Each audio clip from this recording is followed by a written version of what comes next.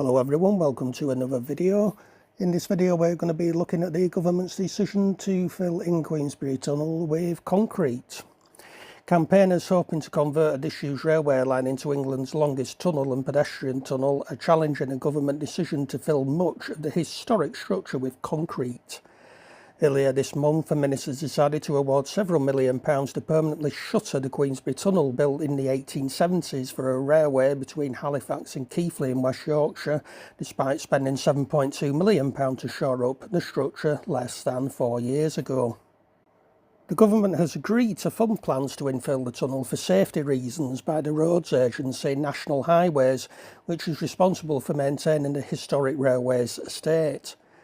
The decision comes after the agency was widely criticised for cultural vandalism over the infilling of Victorian bridges on the railway estate. In 2023, it was forced to reverse burying in concrete a Victorian bridge in Great Musgrave, Cumbria, on the route of a scheme to join two heritage railway lines.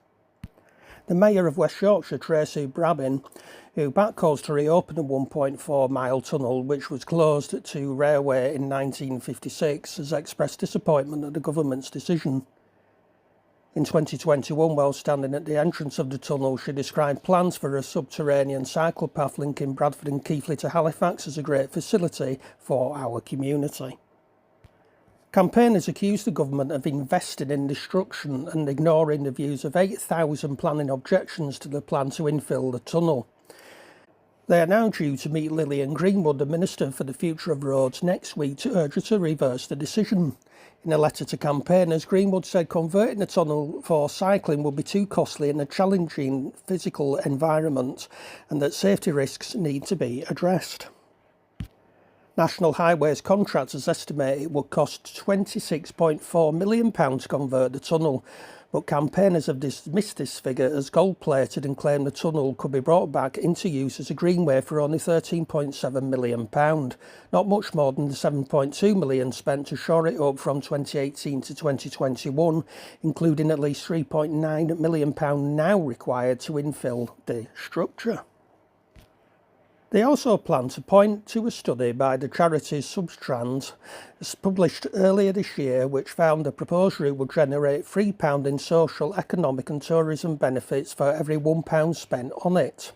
Nora McWilliam, the leader of the Queensbury Tunnel Society, said the government is making an investment in destruction to satisfy the needs of a roads body that only cares about its own narrow interests. Community aspirations to bring positive benefits for our fabulous historic asset mean nothing to these spreadsheet shufflers. She added these new millions and the 7 lost in the black hole 4 years ago could have paid for the tunnel's repair, safeguarding it for a role at the heart of an inspiring and sustainable active travel network, something Bradford and West Yorkshire could be proud of.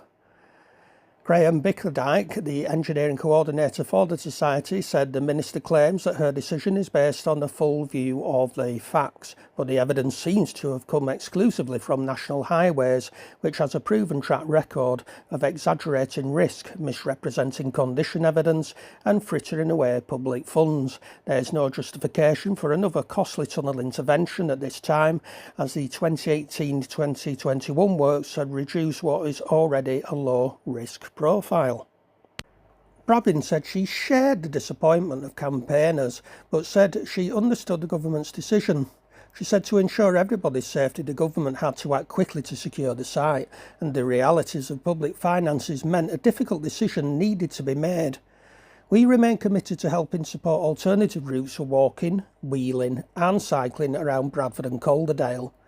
A Department for Transport spokesman said given the continued deterioration of the Queensbury Tunnel and in the absence of local funding to develop it as a transport link, National Highways has been instructed to carry out works to maintain public safety.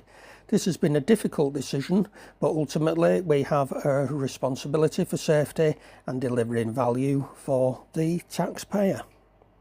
So, as always, these are the views of the people that have been quoted in this video.